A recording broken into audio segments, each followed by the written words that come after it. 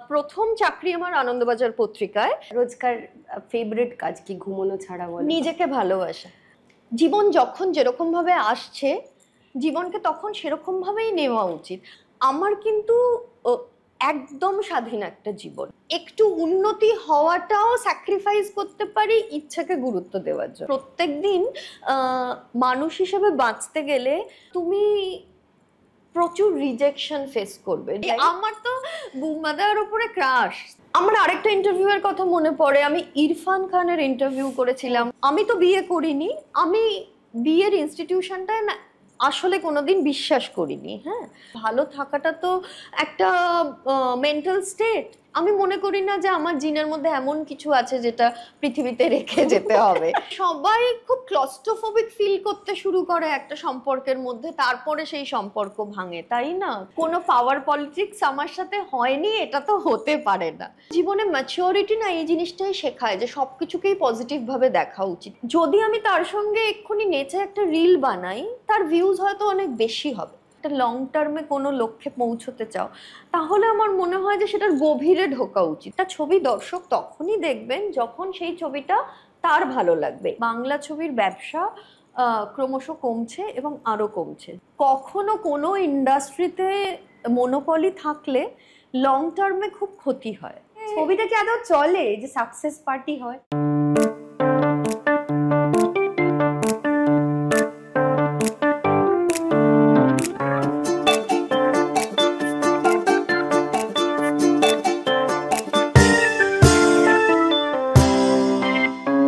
দশভুজা নাশে ভুল তো তার হয়, তার জীবন জুড়ে হাজারো পরাজয়, তবুও তার পথে থামার প্রথা নেই।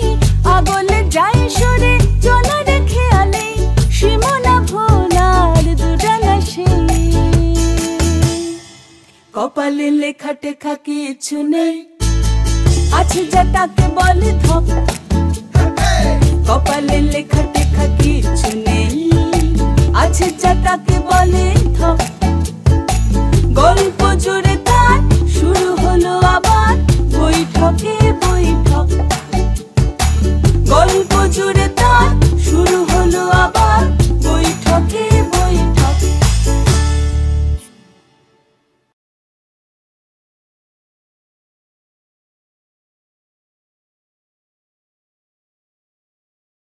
এই এপিসোডটি স্পন্সর হলেন অন্নপূর্ণা স্ন্যাক্স। আজকে একটা দারুণ দিন। আমি ইন্টারভিউ দিই, কিন্তু আজকে আমি ইন্টারভিউয়ারের কাছ থেকে ইন্টারভিউ নেব। আমার মনে হয় না এরকম কিছু হবে, কারণ আমি তোমায় প্রচুর প্রশ্ন করব। প্রশ্ন করবে তুমি, আমাকে প্রশ্ন করবে। একদম একটা মজার সেশন হতে চলেছে। আজকে আমাদের সঙ্গে আছে ভাস্বতী। ভাস্বতী একজন রিপোর্টার, এবং ভাস্বতী বেশ মজার মজার ইন্টারেস্টিং রিপোর্টিং করে। এখন এই মুহূর্তে টিভি 9 বাংলায় দেখা যায় ওকে। সেলিব্রিটিদের ঘরের হাঁড়ির খবর নিয়ে নিয়ে এসে, তো আজকে ওর হাঁড়ির খবর শুনবো আমরা ওর থেকে। তো তুমি কি কলকাতার মেয়ে? আমি কলকাতার মেয়ে। আমি বড় হয়েছি বেলঘরিয়াতে, জন্মেছি ঝাড়গ্রামে, কারণ অল্প সময় আমার বাবা তখন ওখানে কলেজে পড়াতেন, সেই সূত্রে। কিন্তু আমি পুরোটাই কলকাতায় বড় হয়েছি, বেলঘরিয়াতে বড় হয়েছি। আর প্রথম চাকরি আমার আনন্দবাজার পত্রিকায়। সেইখানে জয়েন করার পর থেকে আমি থেকেছি গলফ গ্রিনে। তো আমার মধ্যে সবকিছুই গলফ গ্রিনের মতো, মানে আমি বেশি এনজয় করেছি গলফ গ্রিনে থাকার অংশটা। আর আমার প্রতিবেশীও। হ্যাঁ, একদম। আমরা রোজ মোটামুটি প্রত্যেক সপ্তাহে 2-3 বার হাই হ্যালো ভালো আছো, হ্যাঁ এটা চলে। হ্যাঁ, জিজ্ঞেস করলাম না তোমাকে আমাদের এখানে এসে তোমার এরকম ভাবে কেমন লাগছে, কারণ তুমি তো আসছোই আমার। না, আমার সব সময় খুব ভালো লাগে। আর আমার আজকে মনে হচ্ছে না যে আলাদা করে এসছি, তার কারণ এই যে কফি শপটা, এখানে তো আমি সবসময় আড্ডা দিই, বন্ধুদের নিয়ে আসি, আড্ডা দিই, তোমার সাথেও আড্ডা দিই। তো ওই রকমই মনে হচ্ছে, মানে এটা আড্ডার সেশন হচ্ছে বলেই সেটা একটা সকালের আড্ডার মতো, মানে অফিসের আগে সকালের আড্ডা। সকালের আড্ডা। অফিস যাওয়ার আগে ওকে আমরা তুলে নিয়ে চলে এসেছি। চলো, তুমি মিষ্টি খেতে ভালোবাসো, তাই আমরা একটু মিষ্টি দিই তোমার। প্যানকেক আমাদের, আমরা একটা নতুন তৈরি করেছি বেকন দিয়ে প্যানকেক, যেটা আমার খুব পছন্দ। দেখো তোমার ভালো লাগে কিনা, দিয়ে যাও সৈকত। তুমি আমায় একটা জিনিস বলো, যেটা আস্তে আস্তে আমি তোমায় জিজ্ঞেস করছিলাম, যে এই যে একটা ক্যাফের কর্মকাণ্ড এবং এইটাকে যে চালানো, এটার মধ্যে একটা অসম্ভব দক্ষতা লাগে এবং একটা ভীষণ কনফিডেন্স লাগে। হ্যাঁ, কিন্তু তুমি তো নিজে রান্না করতে পারো না। তো এইটা বলো যে যে রান্না করতে পারে না, হ্যাঁ, তিনি এত ভালো ক্যাফে চালাতে পারেন, এইটা কি সমাজ ভাবতে পারে? হ্যাঁ, মেয়েরা রান্না করতে পারে না এটা সমাজ ভাবতেই পারে না, কিন্তু এটা সত্যি কথা যে সব থেকে ভালো শেফ ছেলেই, আর ছেলেরা খুব ভালো ম্যানেজ করতে পারে রান্নাটা। আমার মনে হয় যে রান্না না করেও লোকে কি খাবে, যেটা নিয়ে সবার ভীষণ চিন্তা আর কি, লোকে কি খায়, আমি সিরিয়াসলি লোককে খাওয়াই। তো আমার এই কনসেপ্টটা খুব ক্লিয়ার যে লোককে ভালোবেসে, এক একজনের তো এক এক রকম ভালোবাসা, খাওয়ালে লোকে কিন্তু খায়। আর যেটা মেনটেন করি কি বলতো, আমার নিজের কনসেপ্ট নিয়ে, আমি তো কোনো ম্যানেজমেন্ট কোর্সও করিনি, কিছুই করিনি, নিজের কনসেপ্টে করি যে লোকের, আমি একটা মধ্যবিত্ত বাঙালি ভাই, আমার কাছে এই কটা টাকাই আছে, তার মধ্যে আমি যেখানে গিয়ে একটু আরাম পাবো, কারণ আমার পাড়ার চায়ের দোকানে গিয়ে আমার পক্ষে সম্ভব নয়, যেটুকু যেটুকু দরকার, যা যা খাবার দরকার সেগুলো এনে দাও, হ্যাঁ, আমার মনে হয় সেটা চলবে। আর ওইটাই আমি যাভাবে আমি সেটা ভেবেছি এবং দেখেছি, এবং পডকাস্টটাও তাই করছি, নিজে ভেবে দেখেছি যে এটা হচ্ছে, সেটাই করছি, কোনো স্পেশাল, মানে এটাই আমার প্র্যাকটিক্যাল টেস্ট। হ্যাঁ, যাই হোক, আমি ইন্টারভিউ দিয়ে দিলাম। ভালো তো, এটাই তো আমি বললাম যে আজকে আমি তোমায় প্রশ্ন করব। এই যে একটা খাবারের মধ্যে আরেকটা অন্য কিছু মেশানো, যেটা সাধারণত আমরা দেখতে অভ্যস্ত নই, এগুলো করা মানে কি সোসাইটির এক একটা ট্যাবু ভাঙার মতো? একদম একদম ভাঙতে হবে, কারণ কোনোটাই পার্মানেন্ট নয়, সবকিছুরই একটা চেঞ্জেস আছে, মানে করতে হবে, না হলে কিন্তু সত্যি আমরা পিছিয়ে পড়বার মজাও নেই। তো রোজ এক জিনিস করতে কার ভালো লাগে? তোমার ভালো লাগে? না, আমার রোজ এক জিনিস করতে ভালো লাগে না, কিন্তু রোজকার জীবনের মধ্যে এমন কিছু জিনিস আছে যেগুলো কিন্তু বারবার করা যায়, একটু অন্যরকম ভাবে করতে হয়, কিন্তু সেটা করা যায়। রোজকার ফেভারিট কাজ কি ঘুমানো ছাড়া? বলো। নিজেকে ভালোবাসা। এইটা ভাস্বতী, নিজেকে ভালোবাসার জন্য যা যা করতে হয় সবকিছু করা। তার কারণ হচ্ছে যে মেয়েদের যে নিজেকে ভালোবাসার জন্য সবকিছু করতে হয়, এটাই তো মেয়েরা দশকের পর দশক জানতো না। তো আমরা যখন সেটা জেনেছি, আমার মনে হয় শুধু এটাতে মন দেওয়া উচিত, আর কিচ্ছুতে মন দেওয়া উচিত না। ভালো থাকলে, মন ভালো থাকলে সব ভালো থাকবে। হ্যাঁ, একদম। নিজেকে ভালো রাখার জন্য কি কি করো? একা থাকো তুমি? আমি একা থাকি। হ্যাঁ, তো মন খারাপ হয় না যে একা থাকি, বা বয়ফ্রেন্ড বা কেউ থাকলে ভালো হয়, সঙ্গী? বন্ধু তো আছে তোমার খুব ভালো ভালো? অনেক অনেক, প্রচুর বন্ধু আছে। হ্যাঁ, বাবা মা আছে। দেখো, আমার যে জিনিসটা মনে হয় সেটা হচ্ছে যে জীবন যখন যেরকম ভাবে আসছে, জীবনকে তখন সেরকম ভাবেই নেওয়া উচিত। আমি না আসলে কখনো সঙ্গীর অভাব অনুভব করিনি। আমার সবসময় কোনো সঙ্গী থেকেছে, প্রচুর বন্ধু বান্ধব থেকেছে। আমার সঙ্গী থাকার মানে কিন্তু এরকম নয় যে সঙ্গী থাকতে হবে বলেই সেটা আমাকে আবার সবাইকে বলতে হবে যে আমার সঙ্গী আছে। আমার প্রমাণ করার কোনো কিছু নেই। হ্যাঁ, কারণ আমাদের সোসাইটিতে মানুষ দুরকম কারণে সঙ্গী খোঁজে। এক তো হলো যে তার যে অস্তিত্ব, সেটা ধরো প্রমাণ করতে খুব সমস্যা হচ্ছে। তুমি একজন সঙ্গীর হাত ধরতে চাও, যার থেকে তোমার কিছু চাহিদা আছে, যার হাত ধরে তুমি এগোতে চাও, এইটা একটা ভাবনার অংশ। কেউ যদি এরকম করতে চান, আমার সেটা নিয়ে কিন্তু কোনো রকম সমস্যা নেই, সেটা তার চয়েস। আমি যে মানুষটা সমাজের সামনে আসছি, সেইটার জন্য আমি নিজে যথেষ্ট, সেইটার জন্য আমার সাথে কোনো নাম জড়ানোর কোনো দরকার নেই। সেই জন্য আমাকে দেখে মনে হয় যে ওর আইডেন্টিটিটা শুধু ওরই আইডেন্টিটি, আমি সেটাকে ওরকম ভাবে রাখতেই পছন্দ করি। এর বাইরে আমার ব্যক্তিগত জীবনে কারা আমার সঙ্গী হচ্ছেন, বা কারা আমার সাথে আছেন, বা আমার মন খারাপ হলে আমি কাকে ফোন করছি, সেইটা নিয়ে আমি খুব যে আলোচনা করতে পছন্দ করি তা নয়। কিন্তু আমার যারা ক্লোজ লোকজন বা আমার যারা বন্ধু, তারা সেগুলো জানেন। আমি জিনিসটাকে ওই পর্যায় পর্যন্তই রাখি। আমার মনে হয় যে মেয়েদের যে আইডেন্টিটিটা, সেটা তো বহু বহু বহু বছর ধরে ওরকম করে কিছুর সাথে একটা জড়িয়ে জড়িয়ে হয়েছে। সেটার বদলে আইডেন্টিটিটা নিজেরই থাকা সবচেয়ে ভালো। হ্যাঁ, আর এটা সবসময় যে জানাতেই হবে, এটা তো কোনো প্রমাণের সত্যি তো তাই কিছু নেই। তো তো তুমি মানে নিজে রান্না টান্না সব করো বাড়িতে? আমি নিজে রান্না করি না, আমার একজন Helper ডোমেস্টিক হেল্প আছেন যিনি সকালবেলা আসেন, এটাই আমি তোমাকে বলছি। কিন্তু উনি আমার বাড়ির কি কাজ করবেন সেইটা কিন্তু আমি ওনাকে বলি না, উনি ঠিক করেন Oh, you are যে so lucky. উনি আমার বাড়ির কি কাজ করবেন।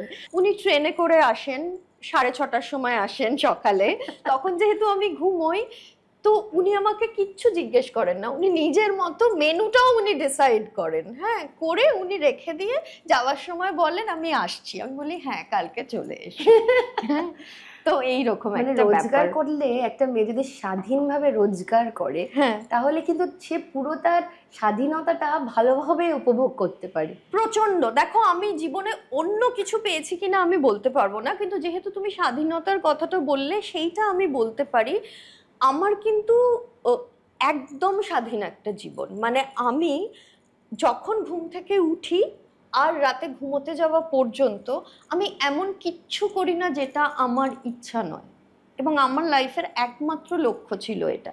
এবার এটার মধ্যে একটা কর্পোরেট চাকরিকে কিভাবে আনা যায় বা সেইটার শর্ত পূরণ হয় কিনা এইটা নিয়ে কতগুলো কোয়েশ্চেন মার্ক ডেফিনেটলি থাকতে পারে। তার কারণ তুমি যে কোনো পেশায় তুমি যে কোনো পেশায় যদি থাকো, সেটা ডাক্তারি হতে পারে, তুমি একটা ক্যাফে রান করছো সেটা হতে পারে, আমি সাংবাদিকতা করছি সেটা হতে পারে, তুমি যে কোনো চাকরি করতে যাও তার তো কিছু শর্ত থাকে, সেই শর্তগুলো তোমাকে পালন করতে হবেই। একদম। হ্যাঁ, সেটা আমি দায়িত্বের সাথে পালন করায় বিশ্বাস করি, কিন্তু সেইটা ছাড়া বাকি আমি এমন কিচ্ছু করি না যেটা আমার ইচ্ছা না। ফলে মানে সত্যি, আর এটা যদি একবার করে প্র্যাকটিস করা যেতে পারে, হ্যাঁ, ইটস ভেরি টাফ। তো সাংবাদিকতা কি ইচ্ছে ছিল কিভাবে পড়াশোনাটা করলে? দেখো আমি অর্থনীতি নিয়ে পড়াশোনা করেছি, আমি সাংবাদিকতা করব সেরকম যে ইচ্ছা ছিল সেটা নয়, কিন্তু আমার যেটা ছিল সেটা হচ্ছে আমি প্রচন্ড সিনেমা দেখতে ভালোবাসতাম। হ্যাঁ, তো যেহেতু সিনেমা দেখতে ভালোবাসতাম, কিন্তু আমার আবার কোনো আগ্রহ ছিল না যে আমি সিনেমা তৈরি করব বা সেই সংক্রান্ত কোনো আগ্রহ ছিল না। এই জায়গাটার থেকে হয়তো আমার মনে হয়েছিল যে এমন কিছু একটা করতে পারি যেটার মধ্যে সিনেমাটা ইনভলভ থাকবে, সিনেমার একটা যোগ সবসময় থাকবে, সেই কারণেই আমার সাংবাদিকতা বাছা। এবং যেটা আমি তোমাকে বললাম যে আমি খুব ছোটবেলা থেকে আমার ইচ্ছের ব্যাপারে খুব সতর্ক। হ্যাঁ, মানে তুমি জানো যে তুমি কি করবে, কনফিউজড নও। এইটা আমি তোমাকে বলছি যে তুমি যদি যে কোনো একটা খবরের কাগজ বা একটা সংবাদ সংস্থার অফিস দেখো, তুমি দেখবে যে সেখানে যারা একদম হেড করছেন তারা কিন্তু সবাই পলিটিক্যাল জার্নালিজম করেছেন। এন্টারটেনমেন্ট জার্নালিজম থেকে কেউ একটা সংবাদ সংস্থা হেড করছেন সেরকম কিন্তু খুব একটা দেখা যায় না। তো সেই জন্য কেউ যদি সাংবাদিকতায় আসেন তাহলে তার জন্য হয়তো পলিটিক্যাল জার্নালিজম বেছে নেওয়া ভালো হতে পারে যদি সে অনেকটা ওপরে যেতে চায়, কিন্তু আমি কিন্তু সেটা কোনোদিন বাছিনি। কারণ আমি চেয়েছিলাম আমার যেহেতু সিনেমার সাথে একটা কানেকশন চাই, ওটা যেহেতু আমি দেখতে পছন্দ করি, ভালোবাসি, তো যেটা করব ওটার সাথেই যোগটা হোক, একটু উন্নতি হওয়াটাও স্যাক্রিফাইস করতে পারি ইচ্ছাকে গুরুত্ব দেওয়ার জন্য। এইটা আমার মাথার মধ্যে দিনের শেষে কি তুমি যে কাজটা করলে সেই স্যাটিসফ্যাকশনটা তো দরকার, হ্যাঁ, নাহলে ঘুমটা তো আসবে না। একদম, মানে সেই জায়গা থেকে আর। তো তুমি পড়াশোনা কোথায় করেছিলে? আমি পড়াশোনা করেছি, আমি বেথুনে পড়েছি, স্কুল ছিল, তারপরে আমি স্কটিশ চার্চ কলেজে পড়েছি, তারপর যাদবপুর ইউনিভার্সিটিতে পড়েছি। তাহলে মাসকম করেছো নাকি যাদবপুর? না, আমি কিন্তু পুরোটাই অর্থনীতি নিয়ে পড়াশোনা করেছি। যাদবপুর ইকোনমিক্স পড়তে? হ্যাঁ, তো আমি যখন যাদবপুরে ইকোনমিক্স পড়ছি, সবে শুরু করেছি, তখনই আমি আমার প্রথম সাংবাদিকতার পেশায় জয়েন করি। এবং যখন জয়েন করি তখনও ওটা আমার জন্য খুব সিদ্ধান্ত নিতে সুবিধা হয়েছিল, মনে হয়েছিল আমি এটাই করতে চাই। যদি চয়েসগুলো একদম ঠিক থাকে, যদি নিজেকে জিজ্ঞেস করে নেওয়া যায় যে আমি কি চাইছি, তাহলে সেটার উত্তরটা তোমার কাছে থাকলে তাহলে জীবন খুব সুন্দর করে ডিজাইন করা যায়। মানে তুমি যে একদম ঠিক যে তোমার লক্ষ্য যেখানে ভেদ করব, অর্ধেক মানুষ তো ওটাই কনফিউজ যে কি করব। ওটা কেন মানুষ কনফিউজড হয় আমি বলছি, বিশেষ করে মেয়েরাও কেন কনফিউজড হয় আমি বলছি। তার কারণ হচ্ছে যে তুমি যখন এই রাস্তাগুলো নেবে তখন না চারপাশ থেকে সবাই যে খুব উৎসাহ দেয় এটা কিন্তু নয়, বরং সবাই ডিসকারেজ করে যে তুমি এটা করছো, এটা কেন করলে ওটা করতে পারতে, ওটা করছো ওটা কেন করলে এটা করতে পারতে। তারপরে মেয়ে হলে তো একটা কিছুদিন পরে একটা বিয়ের ব্যাপার চলে আসবে যে তুমি কেন বিয়ে করছো না, বিয়ের বয়সটাতে 25 বছর হয়ে গেছে বিয়ে করলে। হ্যাঁ, তারপরে চলে আসবে মা হওয়ার ব্যাপার। তো এই সব ব্যাপারগুলো যেহেতু চলে আসে, সেই জন্য তুমি যেটা করতে চাইছো বা যেভাবে জীবনটাকে দেখতে চাইছো সেখান থেকে কিন্তু বারংবার সোসাইটি তোমাকে সরিয়ে দেওয়ার চেষ্টা করে। এইটা কিন্তু একটু নিজের মনটাকে শক্ত করে রাখতে হবে যে আমি যেটা করতে চাইছি আমি সেটাই করব। তুমি আসল তোমার মানে কি বলবো লর্ড অফ ইয়োর ওন। যদি ভালো না লাগে তাহলে আমারই ভালো লাগবে না, আমাকেই সেটা ভুগতে হবে।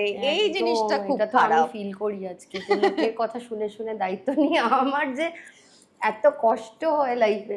মনে হয় যে ঠিক আছে, কিছু করার নেই, যেটা হয়েছে হয়েছে। তো তুমি ফার্স্ট যখন ইকোনমিক্স থেকে আবার জার্নালিজম পড়লে? না, আমি জার্নালিজম পড়িনি, ইকোনমিক্স থেকেই আমি জার্নালিজম করেছি। আমি অ্যাকচুয়ালি লিখতে পারতাম, খুব যে বেশি আগে লিখেছি তা নয়, কিন্তু হ্যাঁ আমার বাংলা ভাষার উপরে একটা দুর্বলতা আছে। আমি বাংলা পড়তে খুব ভালোবাসি, বাংলা বই পড়তে ভালোবাসি, লিখতে ভালোবাসি। আমার মনে হয় ওইগুলো মিশে একটা জিনিস তৈরি হয়েছে। কিন্তু আমি বলবো যে আমার এই সাংবাদিকতায় আসাটার মূল কারণ কিন্তু আমার সিনেমা প্রেম। আমি কিন্তু ভীষণ সিনেমা দেখতে ভালোবাসি। শাহরুখ খান ঠিক নয়, হ্যাঁ আমার কিন্তু প্রসেনজিৎ চ্যাটার্জিও, আমি কিন্তু প্রসেনজিৎ চ্যাটার্জিকেও খুব পছন্দ করি। হ্যাঁ ভীষণ। হ্যাঁ ওই পুরনো ছবিগুলো, যেগুলো পুরনো ছবিগুলো আমি পরে দেখেছি, ওগুলো আমার দেখতে ভালো লাগে। হ্যাঁ কিন্তু সেই সময় ওইটা ছাড়া তো সার্ভাইভও করতো না বোধহয় বাংলা। তুমি তো ইকোনমিক্স আর বাংলা ফিল্ম ইন্ডাস্ট্রি মানে ভালো করে গুছিয়ে স্ট্যাটিস্টিক্সটা করতে পারবে। হ্যাঁ হ্যাঁ ব্যাপারটা এক্স্যাক্টলি। এবং আমার সেই জায়গা থেকে বাংলা ফিল্ম ইন্ডাস্ট্রিটা দেখতে ভীষণ ভালো লাগে, মানে ইকোনমিক্স এর অ্যানালিসিসের জায়গা থেকেও দেখতে খুব ইন্টারেস্টিং লাগে। চোখ দিয়ে তার মানে বাংলা ছবি মানে তুমি অর্থনীতি এবং ক্রিয়েটিভিটি সবটাকে মিলিয়ে একটা করতে পারো। আর তারপরে তোমার প্রথম কি করলেন আনন্দবাজারে, মানে কিভাবে তোমার? দেখো আমি প্রথম ওখানে ম্যাগাজিন সেকশনে কাজ করতে শুরু করি, সানন্দা। তার আগে আমি 19-20-তে কাজ করেছি, তারপরে সানন্দাতে কাজ করেছি। তো তখন থেকেই আমার যেটার উপরে ন্যাক ছিল সেটাই করেছি, যে ইন্টারভিউ করা, সেলিব্রিটিদের সম্পর্কে জানা। এবং আমার না সবসময় এটা মনে হতো, এখনো মনে হয় যে একজন সেলিব্রিটির ইন্টারভিউ না খুব গুরুত্বপূর্ণ এই কারণ তুমি দেখবে খুব ছোট ছোট যে ব্যাপারগুলো থাকে সেইটাতে তারা না খুব ইন্সপায়ার করতে পারে। আমি তোমাকে একটা উদাহরণ দিতে পারি। আমি এই সাক্ষাৎকারটা সম্প্রতি করেছি বলে আমার মাথার মধ্যে আছে। আমি শুভশ্রীর একটা ইন্টারভিউ করছিলাম। তো শুভশ্রীর জার্নিটা আমরা সবাই জানি। হ্যাঁ, এরকম বহুবার হয়েছে যে শুভশ্রী ছবি করছে, আবার মাঝে ব্রেক নিয়েছে, আবার ছবিতে ফিরেছে। হ্যাঁ, এই যে বারবার করে একটা জায়গায় আটকে যাওয়া এবং ঘুরে দাঁড়ানো, হ্যাঁ এইটা যদি আমরা শুভশ্রীর জীবন দিয়ে দেখার চেষ্টা করি তাহলে আমরা দেখব যে ও কত স্ট্রং একজন নারী। হ্যাঁ, এবং তুমি দেখবে যে শুধু ওইটা শুনলেই তোমার নিজেকে মোটিভেট করে ফেলাটা খুব সহজ। হ্যাঁ, আমার মনে হয় যে সেই জন্য সেলিব্রিটিদের সঙ্গে আলোচনা, তাদের জীবন দর্শন জানা, তাদের মনের কথা জানা, এইটা খুব গুরুত্বপূর্ণ হয়। মানে আমি বিশ্বাস করি যে একজন সেলিব্রিটি তার জীবনের কথা দিয়ে পশ্চিমবঙ্গের 10 কোটি মানুষকে ইনফ্লুয়েন্স করতে পারে। আর ওই কারণে বোধহয় ছবির প্রভাবটা এত বেশি আমাদের। হ্যাঁ ডেফিনেটলি সিনেমার প্রভাব অত্যন্ত বেশি, এবং সিনেমার সঙ্গে জড়িত যারা তাদেরও যদি আমরা কথা শুনি তাহলে তাদের পক্ষে এই ইনফ্লুয়েন্স করার ক্ষমতাটা সাংঘাতিকভাবে আছে। সেইটার একটা মাধ্যম হওয়ার ইচ্ছা আমার ছিল। আমার মনে হয় যে সেই মাধ্যমটা আমি যখন হয়েছি তখন নিজেও মোটিভেটেড হয়েছি, অ্যান্ড হয়তো আমি মাধ্যমটা হচ্ছি বলে সেটা অন্যদেরও সাহায্য করেছে। ওইভাবে আমি জিনিসটাকে দেখেছি প্রথম থেকে।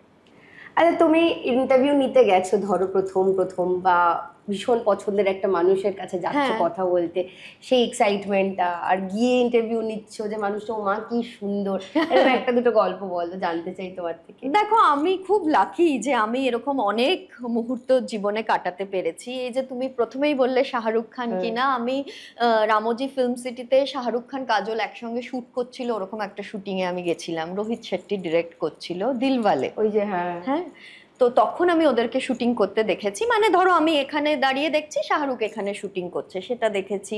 আমি যখন সালমান খানের ইন্টারভিউ করেছি, আমি 2 বার ইন্টারভিউ করেছি। তো ওকে দেখাটাও একটা খুবই এক্সাইটিং ব্যাপার, কারণ পুরো মনে হয় যে একজন রাজা বসে আছে একটা জায়গাতে।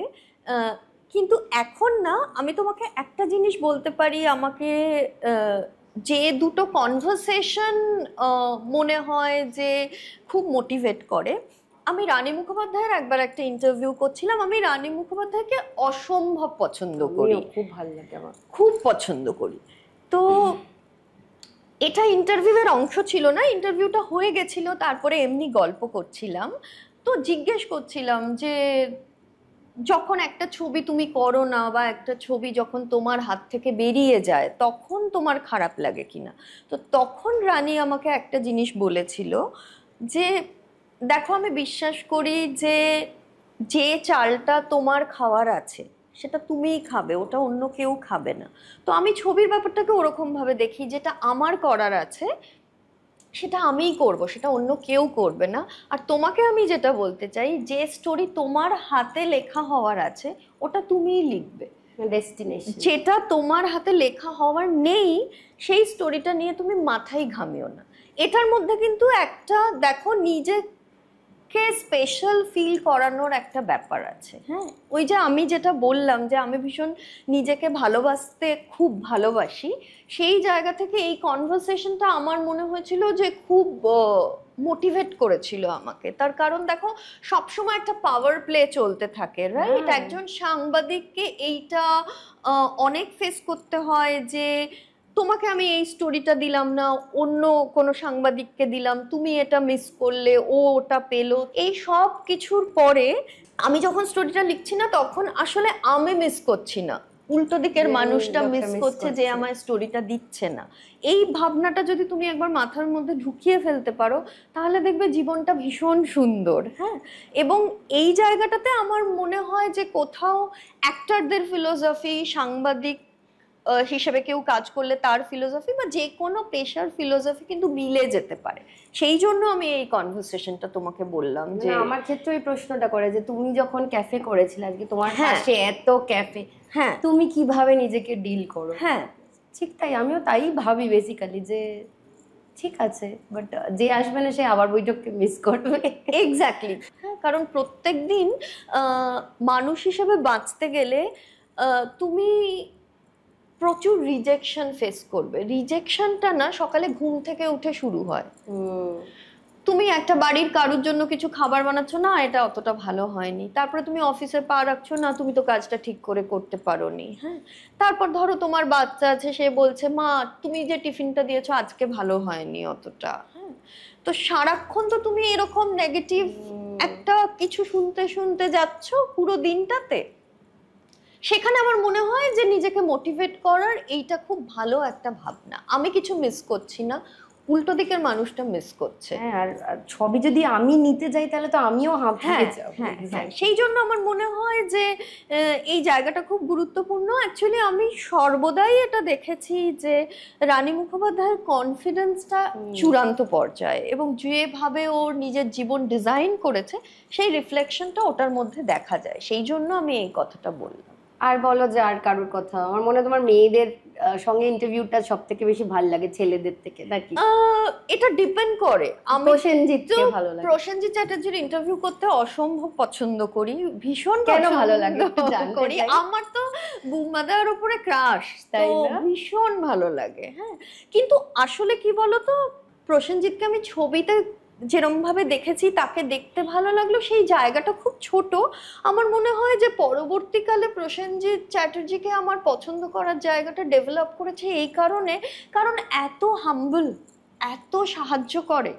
মানে প্রসেনজিৎ চ্যাটার্জির সাথে কিন্তু আমি আমার জীবনের প্রথম ভিডিও ইন্টারভিউ করেছি যখন আমি কিচ্ছু জানি না। হ্যাঁ, যদি তুমিও কিছু না জানো উনি দেখবে যে তোমাকে না শিখিয়ে নেবেন। হ্যাঁ, তো ওই জায়গাটাও তো খুব গুরুত্বপূর্ণ, সেই জন্য মানে আমার মনে হয় হ্যাঁ ভীষণ ভালো, এবং আমার মনে হয় যে ওই জন্য ব্যক্তিত্ব হিসেবে আমি ভীষণ পছন্দ করি। আচ্ছা, আমার আরেকটা ইন্টারভিউ এর কথা মনে পড়ে, আমি ইরফান খানের ইন্টারভিউ করেছিলাম কলকাতাতে। দেখে ফেলেছো? কলকাতাতে, এবং সেই সময়টা আমার একটা মেমোরি আছে। আমার মনে আছে যে আমি ইন্টারভিউটা করছিলাম নোভোটেলের মধ্যে একটা জায়গায় বসে, আর ইরফান বলছিল যে চলো আমরা বাইরে গিয়ে দাঁড়িয়ে ইন্টারভিউটা করি, কারণ অনেকক্ষণ সিগারেট খাইনি। হ্যাঁ, তো আমি ওকে বললাম যে এই যে তুমি 1 ঘন্টা বসতে পারছো না, এর মধ্যে তোমাকে 4টে সিগারেট ব্রেক নিতে হচ্ছে, হ্যাঁ, এটার কি জীবনে কোনো প্রয়োজনীয়তা আছে? হ্যাঁ, তো ও তখন আমায় জিজ্ঞেস করেছিল যে দেখো, মানে জিজ্ঞেস করেনি, বলেছিল যে দেখো জীবনে কোনটার প্রয়োজনীয়তা আছে আর কোনটার প্রয়োজনীয়তা নেই এটা কিন্তু ডিসাইড করা খুব কঠিন। যেরকম তুমি যে একটা কর্পোরেট অফিসে রোজ যাচ্ছ এবং বেরোচ্ছ, আই এম শিওর যে তুমি যদি নিজেকে প্রশ্ন করো যে এটার কি কোনো প্রয়োজনীয়তা আছে, তাহলে হয়তো তোমার নিজেকে বলতে ইচ্ছা করবে যে না, এটার কোনো প্রয়োজনীয়তা নেই, কিন্তু এটা তোমাকে করতে হবে। হ্যাঁ, কারণ কোনো একটা জায়গায় এটা এই মুহূর্তে তোমার বাধ্যতা, আর আমার ক্ষেত্রেও এটা সত্যি। আরে লোকটা একটু কম সিগারেট আমার মনে হয় একটু কম, কিন্তু ওটা ওর প্রয়োজনীয়তা ছিল না, আমাদের চোখের প্রয়োজনীয়তা কি একটা। এমনি তো সামনে থেকে ওই ইরফান খান পার্সোনালিটি কিরকম? বুম্বাদাকে আমি চিনি বলে তাই আর ওইদিকে গেলাম না। খুব ভালো, খুব হাম্বল। আসলে আমি না যাদের মিট করেছি, সাক্ষাৎকার নিয়েছি, যারা খুব বড় স্টার, তুমি বিশ্বাস করো আমার এত বছরের সাংবাদিকতার কেরিয়ারে 19 বছর আমি কখনো এমন কাউকে মিট করিনি যে আমার সাথে খারাপ ব্যবহার করেছে। কারণ আসলে না, যারা কাজে খুব ভালো হয় না তাদের তো মনের মধ্যে এমনি আনন্দ থাকে, তারা অন্য মানুষের সাথে খারাপ ব্যবহার কেন করবে? এটা আমার মনে হয় খারাপ ব্যবহার তারাই করে যাদের নিজেদের সময়টা ভালো যাচ্ছে না, নিজেদেরকে নিয়ে প্রচুর অভিযোগ আছে, সেইটারই তো একটা প্রকাশ হচ্ছে অন্যদের সাথে খারাপ ব্যবহার করা। একদম ঠিক বলেছো। 19 বছর 19 কবে বছর করেছো? 2006, এখন 2025। তো তারপরে কটা চাকরি শিফট করেছো মোটামুটি? আমি 4টে চাকরি শিফট করেছি। সব চাকরি কলকাতায় করেছি, কলকাতা আমি থাকতে ভালোবাসি বলে। আচ্ছা, হ্যাঁ, তো 4টে চাকরি শিফট করেছি। একটা চাকরি থেকে আরেকটা চাকরি শিফট করার মধ্যে আমার মনে হয় 1 দিন বা 2 দিনের গ্যাপ থেকেছে। মানে এই যে 19 বছর ধরে আমি চাকরিগুলো করেছি, মানে আমার কোনো খারাপ অভিজ্ঞতা হয়নি এরকম আমি বলবো না, কিন্তু এটা বলতে পারি যে খারাপ অভিজ্ঞতাগুলোকে এড়িয়ে কিভাবে একটা সুন্দর জীবন কাটানো যায় সেইটা আমি সবসময় খুঁজেছি, এবং সেটা আমি খুঁজে পেয়েওছি। এটা তো খুব বড় কথা যে খুঁজে বার করে যেটা চাই সেটা আমার চাই, এবং সেটা যে আমি খুঁজছি এটার মধ্যে একটা আলাদা স্যাটিসফ্যাকশন। আমার মনে হয় না এই সার্চটা সব মানুষের মধ্যে থাকে, কিন্তু ওইটাকে যদি তুমি খুঁজে বের করতে চাও তাহলে না একটু লেগে থাকতে হয়। আমার মনে হয় যে সমাজের যে প্রেশারগুলো আসে ওটার মধ্যে আমরা ওটা হারিয়ে ফেলি, তখন আমাদের নিজেদের সার্চটা বন্ধ হয়ে যায় এবং আমরা একটা সমাজের পথে চলতে থাকি। মানে সেটা খারাপ আমি কিন্তু বলছি না, কেউ যদি সেটা করে খুব খুশি থাকে তাহলে ঠিক আছে। তোমার কি মনে হয়, তুমি তো এত লোকের ইন্টারভিউ নাও, তারা কি খুশি আছে? আমার তো মনে হয় না। আমার মনে হয় যে সমাজের চাপে অনেকে এমন জীবন কাটিয়েছে, আমরা বাইরে তাদেরকে যেরকম ভাবে দেখছি তাদের মনের মধ্যের কষ্টটা অন্যরকম। ওই জন্য আমার মনে হয় যে এতগুলো বছর শুধু চাকরি করে আমি বলবো না, আমি বলবো মানুষ হিসেবে বেঁচে আমার কাছে এটা খুব গুরুত্বপূর্ণ মনে হয় যে ধরো তুমি আমার উল্টো দিকে এসে দাঁড়ালে এবং আমি তোমাকে জিজ্ঞেস করলাম যে তুমি কি ভালো আছো স্বরলিপি, তুমি আমায় বললে হ্যাঁ আমি ভালো আছি। তোমার এই কথাটা যদি সত্যি হয় সেরকম শতাংশ মানুষই তো খুব কম, কারণ যে মানুষটা এসে দাঁড়িয়ে আমাকে বলছে যে আমি ভালো আছি, আমি আসলে জানি সে ভালো নেই। এই যে সারাক্ষণ এই লড়াইটা মানুষরা লড়ছে, আমি আমার জীবনটাকে তার চেয়ে কিন্তু আলাদা করতে চেয়েছি। মানে আমি যে আজকে তোমায় এখানে এসে বসে বলছি যে না আমি সত্যি ভালো আছি, মানে আমি কিন্তু সত্যিই এটা মনে করি, আমার কিন্তু সত্যিই আজকে কোনো কষ্ট নেই। সেটা তোমাকে দেখেও বোঝা যাচ্ছে, মানে তোমার কথার মধ্যে যে সত্যতাটা আছে হ্যাঁ সেটা বোঝা যায়। অর্ধেক লোক যে ফেক, সেটা ওই শুধু ইনস্টাগ্রামে হাসি মুখ আর রিল। মানে এবার আমার প্রশ্ন করতে ইচ্ছে করছে যে ইনস্টাগ্রাম ফলোয়ার দেখে যে নায়িকারা আসছে, তাদের কি তোমার মনে হয় যে তাদের বাস্তবিক বুদ্ধি বা সেই লড়াই, সেই প্রেশারটা তো নেই, তাদের ব্যবহার আর পুরনো যারা এই লড়ে উঠেছে তাদের ব্যবহারটার মধ্যে তফাৎ আছে?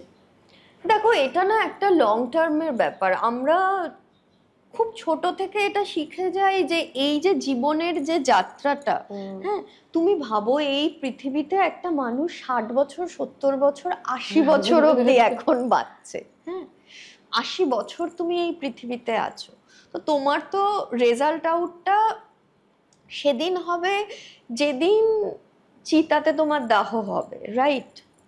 তখন অ্যাকচুয়ালি তুমি হয়তো জানতে পারবে না, কিন্তু তোমার সম্পর্কে আসলে অ্যাসেসমেন্টটা তখন করা সম্ভব। হ্যাঁ তো একটা ইনস্টাগ্রামের রিল কিন্তু খুব ক্ষণস্থায়ী। হ্যাঁ তো এমন ক্ষণস্থায়ী কোনো কিছুর ওপরই তো ভরসা করা সম্ভব না যেটা বহু বছরের জন্য থাকবে। একদম ঠিক বলেছো, ক্ষণস্থায়ী জিনিস নিয়ে মানে আজকে ইচ্ছে করছে কালকে ইচ্ছে করবে। ছোট্ট ছোট্ট জিনিস জুড়ে তুমি যদি কোথাও পৌঁছতে পারো, ধরো এমন একজন ইনফ্লুয়েন্সার আছেন যারা ইনস্টাগ্রামে রিল করছেন, সেখান থেকে একজন প্রপার ইনফ্লুয়েন্সার হয়ে উঠেছেন, সত্যি তার প্রচুর ফলোয়ার্স, তাকে দেখে মানুষ অনেক কিছু শিখছে, প্রভাবিত হচ্ছে, এরকম কেউ থাকতে পারে, তাহলে তিনি সফল। তুমি একটা মনামিদির ছবি দিয়েছো, যেটা দেখলাম, মনামিদি কিন্তু সত্যি মানে কি সুন্দর মেনটেন করেছে এবং এখনো এক রকম। না আমার কিন্তু মনামিকে দেখেও এই জিনিসটা মনে হয় যে তুমি দেখবে যে ও কিন্তু খুব হ্যাপি ওর নিজের জীবনে, এবং তুমি দেখো ও ঠিক যা যা করতে চেয়েছে ঠিক সেটাই করেছে। হ্যাঁ মনামির কাছে এই প্রশ্নটা প্রায়শই আসে, আপনি কেন এখনো বিয়ে করেননি? কিন্তু তুমি কি দেখেছো যে ওর কোনো রকম এটা নিয়ে কোনো বদরেশন আছে? আমার খুব ভালো লাগে যে ওর কাকিমার কোনো বদরেশন নেই। হ্যাঁ আমাদের পরিবারে তো ওই একটা সমস্যা যে বিয়ে করছিস না। আমি তো বিয়ে করিনি, আমি বিয়ের ইনস্টিটিউশনটায় না আসলে কোনোদিন বিশ্বাস করিনি। হ্যাঁ তো আমার যে বাড়ি থেকে এটা নিয়ে কোনো সমস্যা ছিল সেরকম কিন্তু না, আমি কিন্তু খুব ভালো একটা এনভায়রনমেন্ট পেয়েছি বড় হওয়ার জন্য। হ্যাঁ এবং সেটা আমি যা অবশ্যই আমাকে কিছুটা হতে সেটা সাহায্য করেছে। কিন্তু আমি বলছি যে একটা পাড়ার মধ্যে যে এই প্রশ্নগুলো আসে, বা তোমার বাবা মা এসেও তোমাকে ওটা বলবেন যে অমুক বলছিল ও কেন বিয়ে করেননি, বা তোমার অফিসে ধরো আমি কাজ করছি, আমার পাশে এসে দাঁড়িয়েও কেউ বলতে পারেন। এই সময়টায় না নিজেকে খুব স্ট্রং থাকতে হয়। মানে চারপাশের লোক কি বলছে এইটা যদি তুমি শুনতে শুরু করো বা এইটা নিয়ে যদি তুমি ভাবতে শুরু করো, তাহলে কিন্তু নিজের জীবন নিজের মতো করে কাটানো কোনোভাবেই সম্ভব বলে আমি বিশ্বাস করি না। হ্যাঁ এখন চারপাশের লোক যা চাইছে তুমি সেটা করতে পারো, সেটা তোমার ইচ্ছা। হ্যাঁ কিন্তু আমি সবসময় মনে করেছি যে আমি কারোর ইচ্ছায় বাঁচতে রাজি নই, আমি শুধু নিজের ইচ্ছায় বাঁচবো, তাতে যা হয় হবে, তাতে লোকে আমাকে যা বলবে বলবে। আর এইটা যখন ধরে নিলাম তুমি 80 বছর অব্দি বাঁচবে, তো ওই সার্টিফিকেটটা নিয়ে পরের প্রজন্ম দেখবে যে এটা দারুণ ছিল, তাহলে আমাকেও এইভাবে দারুণ থাকতে হবে। আমি তো অনেকবার লোককে ইন্সপায়ার করেছি, দেখেছি যে এই যে আমি একা একা, আমরা সব মেয়েরা গাড়ি নিয়ে বেরিয়ে পড়ছি একা, এক গাড়ি নারী, আমার এটা থিম। হ্যাঁ এটা নিয়ে কিন্তু আমি দেখছি যে সবাই হ্যাঁ আমরা একা বেড়াতে যাবো, আমরা যাব, আমি একা একা সোলো ট্রিপ, বা ইন্ডিয়ানরা তো খুব একটা সোলো ট্রিপে যেত না মেয়েরা, না সেখান থেকে দাঁড়িয়ে আজকে সোলো ট্রিপ ব্যাপারটা বেরিয়ে গেছে।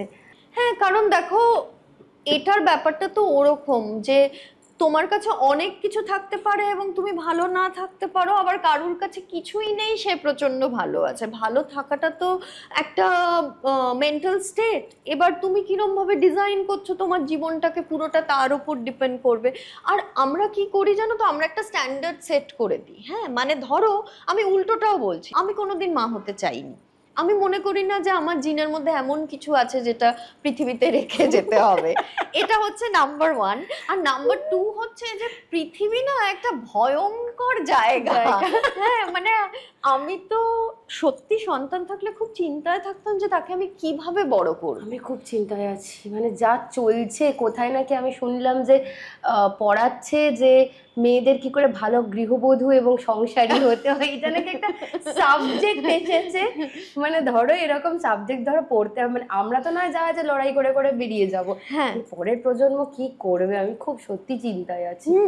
মানে ওদের কাছে না সুস্থ থাকার অবকাশ আছে, ধরো ফ্রেশ এয়ার, সুন্দর বাগান নেই। আমরা নিশ্চয়ই তুমিও বাগান টাগান দেখেছো। ভীষণ।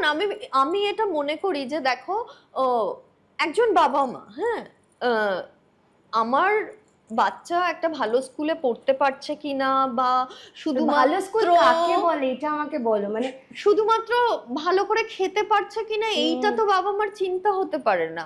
আমি তো কোথায় কোন বিশ্বযুদ্ধ হচ্ছে সেটা নিয়েও খুব চিন্তিত, এবং আমার যদি একজন বাচ্চা থাকতো তাকে আমি ওই যুদ্ধটা কিভাবে এক্সপ্লেন করতাম সেটা নিয়েও আমি খুব চিন্তিত। সত্যি তাই, এর একটা বিশাল ব্যাপার। আমার মেয়ের যেটা হয়েছে আমি বলছি, কি হয় ও না কোনো ছেলেকে বিশ্বাস করতে পারে না। ওর কাছে চোখের সামনে আগের বছর গেছে তিলোত্তমা, এবার এরকম ঘটনা ঘটেছে, এবার তো জানতে পারছে সবটাই, এবং মা প্রতিদিন লড়াই করছে দেখতে পাচ্ছে, তাতে লড়াইয়ের মূল কেন্দ্রবৃন্দ হচ্ছে ছেলেরা, তারা এসে ঝামেলা করছে, ও কাউকে বিশ্বাস করেন। এবার আমি খুব দ্বন্দ্বে আছি যে আমি ওকে বিশ্বাস কিভাবে করবো। এবং ধরো খুব পছন্দে, ধরো আজকে যারা আছে তারা হয়তো মাথায় হাত দিল, গাল টিপে দিল, বলে আমিও বুঝতে পারছি না যে ব্যাড টাচ আর গুড টাচ আমি বোঝাবো কি করে। একদম তাই। আমার সবসময় এই জিনিসটা মনে হয়েছে যে এইটা ওই জন্যই এত গুরু দায়িত্ব। একটা চাকরি করা, একটা ব্যবসা করা, একটা অ্যাক্টিং ক্যারিয়ারে থাকার থেকে মাতৃত্ব যে কি বড় একটা গুরুদায়িত্ব। পিতৃত্ব তো তারা চিরকালই মানে নেই, খাওয়া হয়ে গেছে, থাকে না। আমার কি মনে হয় বলো তো, ওটাই আমি তোমাকে বলছিলাম যে দেখো, আমি পৃথিবীর কোনো কিছু সম্পর্কে জাজমেন্টাল নই। এক্সও তোমার বন্ধু, ওয়াইও তোমার বন্ধু, হ্যাঁ। আবার ব্রেকআপ হয়ে গেল, আবার জেডও তোমার বন্ধু, ওয়াই গিয়ে জেড এর সাথে এখন রিলেশনে আছে, এবার এক্স তোমাকে বলছে, ওয়াইও তোমাকে বলছে। এখানে আমার অ্যাটিটিউডটা কিরকম থাকে বলো তো, যেটা আমি প্রথমে তোমাকে বললাম যে আমি আমার ইচ্ছার বিরুদ্ধে কিছু করব না। আমি এক্ষেত্রে যেটা মনে করি সেটা হচ্ছে যে, ধরো আমি একটা উদাহরণ দিচ্ছি, একজন বর এবং বউ, তাদের দুজনের মধ্যে সম্পর্ক ছেদ হয়েছে। কেউ যদি আমাকে এরকম একটা বার্তা দেয় যে তুমি ওর সঙ্গে সম্পর্ক রাখলে আমার সাথে সম্পর্ক রাখতে পারবে না, তাহলে আমি সঙ্গে সঙ্গে তাকে ত্যাগ করি। তার কারণ হচ্ছে কোনো শর্ত চলতে পারে না। সমস্যাটা তোমাদের দুজনের মধ্যে হয়েছে, তোমাদের দুজনের ঝগড়া, তোমাদের ব্যাপার। আমার সাথে দুজনের কারুরই ঝগড়া হয়নি, অতএব আমি দুজনের সাথেই যোগাযোগ রাখবো। কারুর যদি এটা নিয়ে একটা লবি তৈরি করার কোনো প্রবণতা থেকে থাকে, তাহলে আমি সঙ্গে সঙ্গে তাকে ত্যাগ করি। মানে আমি মনে করলাম ওয়াই এর এইচ বা জি কে পছন্দ হয়েই যেতে পারে, সে তুমি যাও, কিন্তু এই যে একটা ধরো তাদের একটি বাচ্চা আছে এবং তাদেরকে যে এই যে ছেড়ে চলে যাচ্ছে, তুমি মুখের উপর তাকে বলতে পারো, মানে বন্ধু হলে, যে তোর এই ভুলটা ঠিক হয়নি?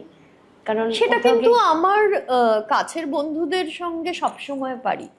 মানে আমার কিন্তু তারাই বন্ধু যাদের সাথে আমি সবকিছু নিয়ে আলোচনা করতে পারি। তারা কোনো ভুল করলে আমি বলতে পারি, তাদের তৈরি করা কোনো জিনিস আমার খারাপ লাগলে আমি বলতে পারি। ধরো আমি সিনেমার কথাও বলছি যে এটা এতটা ভালো হয়নি, ওটা আমার বেশি ভালো লেগেছে, অবশ্যই আমি বলতে পারি।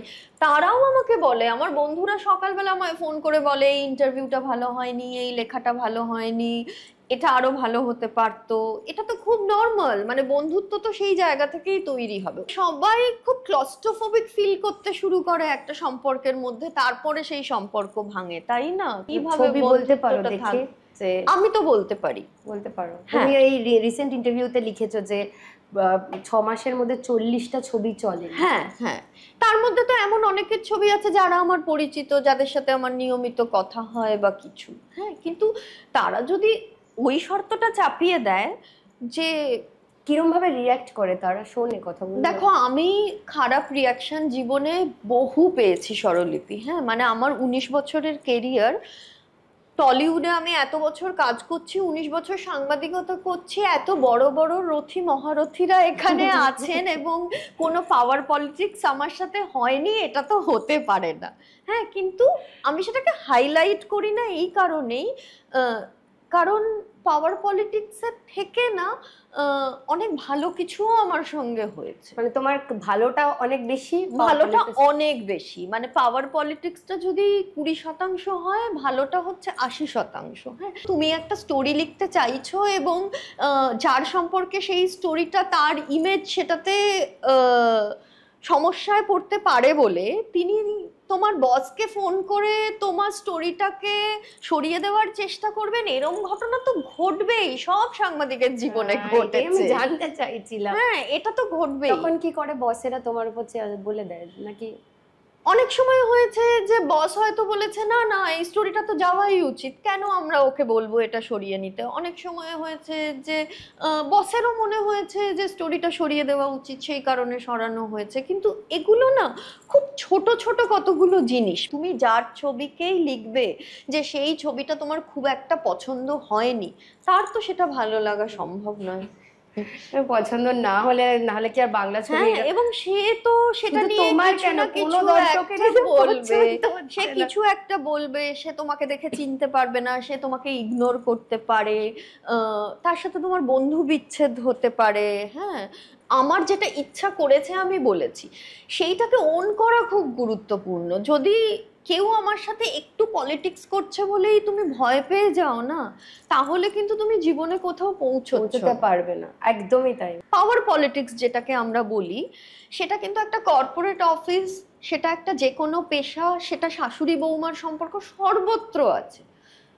একদমই তাই। আর আমি নিজের ক্ষেত্রে বলছি, ধরো আমি একটা কোনো সিনিয়র ম্যানেজার নিয়ে এলাম, সে যে আমাকে বোঝাবে, হ্যাঁ, কিন্তু ওই তুমি কি করতে চাও সেটাতে ফোকাস থাকা খুব জরুরি। খারাপ অবস্থা, কিন্তু কি করে ভালো হতে পারে এটা জানতে চাই, যেহেতু আমরা পজিটিভ আলোচনা করছি। যে এই আলোচনাটা আমি করবো, আগে তুমি আমাকে বলো যে গত 3 বছরে তুমি যা বাংলা ছবি দেখেছো, তোমার বাংলা ছবি নিয়ে সামগ্রিক ইমপ্রেশনটা কি? তুমি কিভাবে দেখো বাংলা ছবি কিরকম করছে সেটাকে? দেখো, তোমার কোনো চাপ নেই এই মুহূর্তে, কোনো পরিচালককে তোমাকে কাজ করতে হবে এরকম কোনো ব্যাপার নেই, চাপই নেই। আমি ভাবি না, অভিনেত্রী হলে তো চাপ থাকতো। আমি তো অভিনয় করব। এবার আমাকে যেটার জন্য আমি সিরিয়াল ছেড়েছিলাম, যে আমার বাচ্চা মরে যাচ্ছে, অসুস্থ, খেতে পাচ্ছি না, আমাকে প্রচন্ড প্রশংসা যে আমি মেকআপ করিনি বলে, উইদাউট মেকআপ। আমি কি করে করবো, কখন সময় পাবো এসব করার? আমাকে ওপরতলা থেকে আমার বস আর কি ফোন করে বললো যে क्या स्वरलिपि तुमने मेकअप नहीं की, तुमने ऐसे तुम हीरोइन हो, तुम मर जाओ, तुम्हारे पति मर जाए, तुम्हें मेकअप करना ही पड़ेगा। আমি পারবো না। আমি মেকআপের আমার মনে হয় পার্সোনালি যে ভীষণ আনন্দে আছে, আমি মেকআপ করতে ভালো লাগছে, তখন আরো আনন্দটা প্রস্ফুটিত। সেখানে আমার মন খারাপ, আমি খেতে পাচ্ছি না, আমি মেকআপ করে করতে পারি। তো আমি জীবনে কোনোদিন এগুলো নিয়ে ভাবিনি। হ্যাঁ, যেটা আমার মনে হয় যে বাঙালি ছবি থেকে বাঙালি আনাটা চলে যাচ্ছে। সবাই না ভীষণ অনুকরণ আর অনুসরণে চলে গেছে, যেটা রবীন্দ্রনাথ ঠাকুরের আমরা ছোটবেলায় পাঠ্যে পড়েছি। এইটা আমার ফিল হয়। মানে ঋত্বিক, সত্যজিৎ, মৃণাল সেন, তপন সিনহাদের মধ্যে গ্রামের গল্প, বাঙালি গল্প, এই গল্পগুলো না কোথাও যেন মিসিং। ঋতুপর্ণা ঘোষ এক ধরনের একটা ছবি দিয়ে গেছিলেন, সেই জিনিসগুলোর কোথাও একটা মিসিং। আর কেউ না লোকে কি খাবে তা নিজেরাও কনফিউজ, আর লোকেরাও কি খাবে তে কনফিউজ। এই লোকে কি খাবে একটা কনসেপ্টে মনে হয় যে সব থেকে বড় সমস্যা। ওটা ওরকম, ওরা পাশের বাড়ির কাকিমার কথা শুনে বিয়ে করছে, নিজের ইচ্ছায় বিয়ে করছে না। এই সমস্যাটা আমার মনে হয় এইটা একদম বাংলা ছবির হয়েছে। সত্যি, যদি ওরা নিজের ইচ্ছায় বিয়ে করতো, নিজের যে গল্পটা বলতে ইচ্ছা করছে যদি সেইটা বলতো যত্ন করে, তাহলেই আমার মনে হয় যে বাংলা ছবি খুব ভালো করতো। এবং আমি বিশ্বাস করি সেই জন্যই যারা এইটা করবে তারা খুব ভালো বাংলা ছবি বানাবে। তুমি দেখবে অনেক ভালো বাংলা ছবি তৈরি হয়। এই বছর আমার 2টো ছবি খুব ইন্টারেস্টিং লেগেছে। আমার মায়ানগর খুব ভালো লেগেছে। মায়ানগর দারুণ ছবি। আমার সত্যি বলে সত্যি কিছু নেই খুব ভালো লেগেছে, আমি দেখিনি। আর আগের বছরও অনেক ছবি আমার ভালো লেগেছে। আমার দোস্তজি খুব পছন্দের ছবি, ভালো ছবি।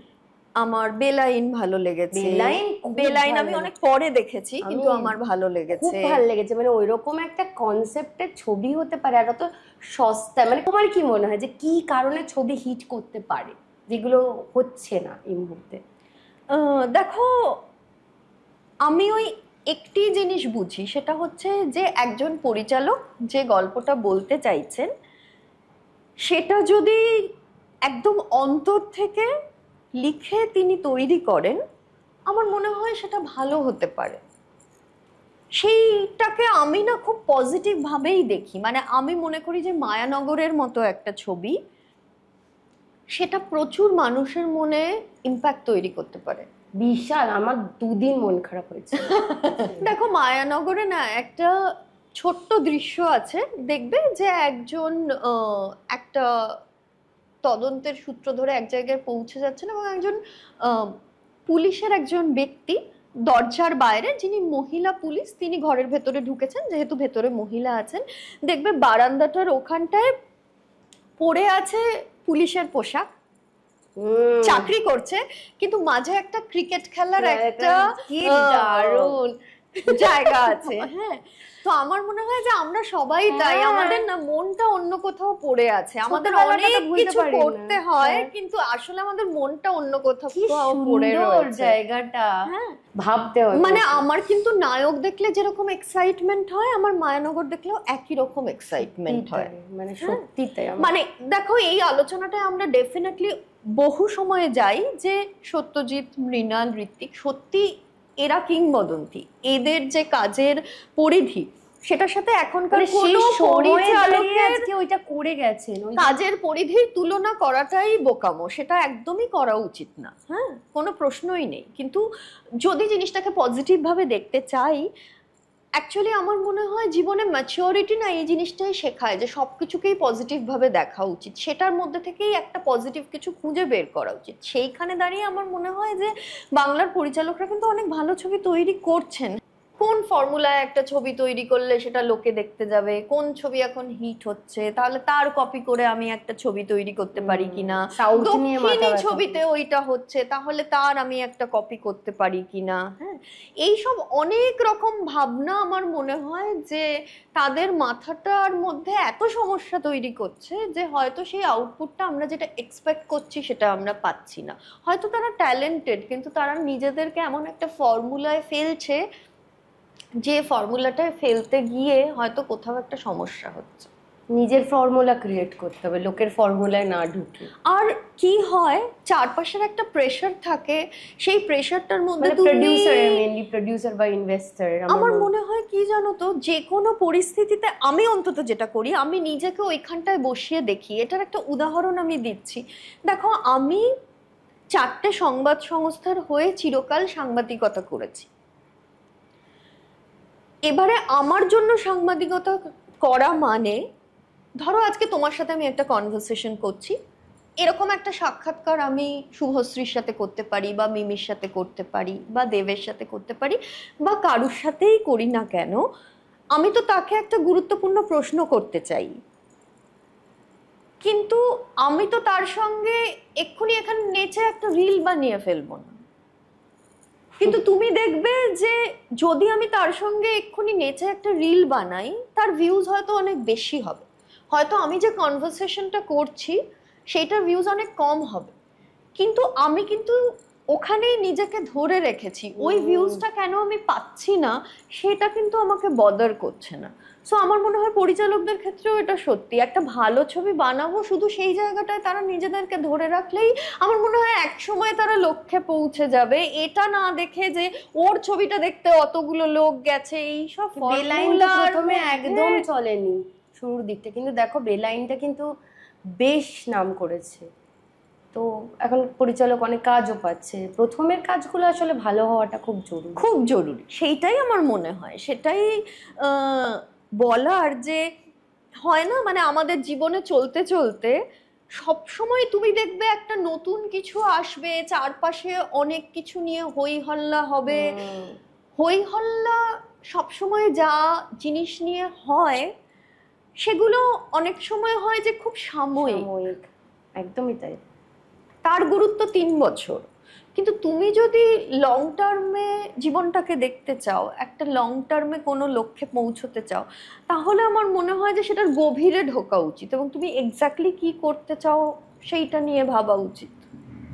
আমরা এমন নয় যে প্রচুর জ্ঞানী, প্রচুর সিনেমা বানাই, কিন্তু আমরা চেষ্টা করছি, প্লিজ মাথা নেবেন এটা যে আমরা আমাদের বক্তব্যটা দিই। আমরা তো গল্প করছি, এটা নিয়ে তো কারোর মাথা ব্যথার কোনো কারণ ভালোবাসি, তাই বাংলায় টিকে গেছি আর কি, যেতে ইচ্ছে করে না। মানে সত্যি তো, তুমি গেলে না কেন বাইরে? অফার পেয়েছো? আমি অফার পেয়েছিলাম, কিন্তু আমি খুব বাংলা ভালোবাসি, আমি বাংলাতেই কাজ করতে চেয়েছি। আমার মনে হয়নি যে আমার শহর ছেড়ে অন্য একটা শহরে গিয়ে কিছু প্রচুর করতে টাকা চাই, রোজগার করবে। না এরকম না। অল্পতে খুশি? ভীষণই খুশি, আমি অল্পতে খুশি, কিন্তু নিজের মতো হতে হবে।